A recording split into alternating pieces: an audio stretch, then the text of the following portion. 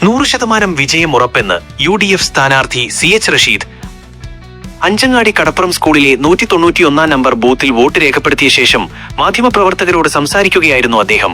100% UDF സംബന്ധിച്ചിടത്തോളം ഈ തെരഞ്ഞെടുപ്പിൽ നല്ല പ്രതീക്ഷയോടുകൂടിയിട്ടാണ് ക്യാമ്പയിൻ പൂർത്തിയാക്കിയത്. പോളിംഗ് ആരംഭിച്ചു.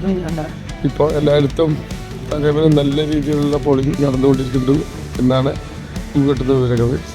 അതുകൊണ്ട് തന്നെ 100% ഇത്തവണ UDF ഈ സീറ്റ് തിരിച്ചു പിടിക്കും.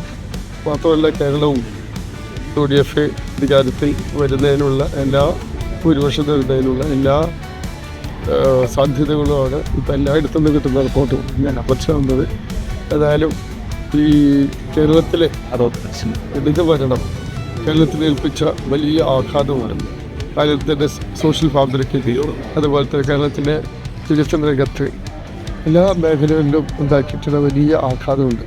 അതിനൊക്കെ പരിഹാരമെന്നോണമാണ് കേരളത്തിലെ ജനത UDFിനോട് പിന്തുണച്ച് ഇന്ന് ഈ ജനവിധി ആയതുകൊണ്ടിരിക്കുന്നത്.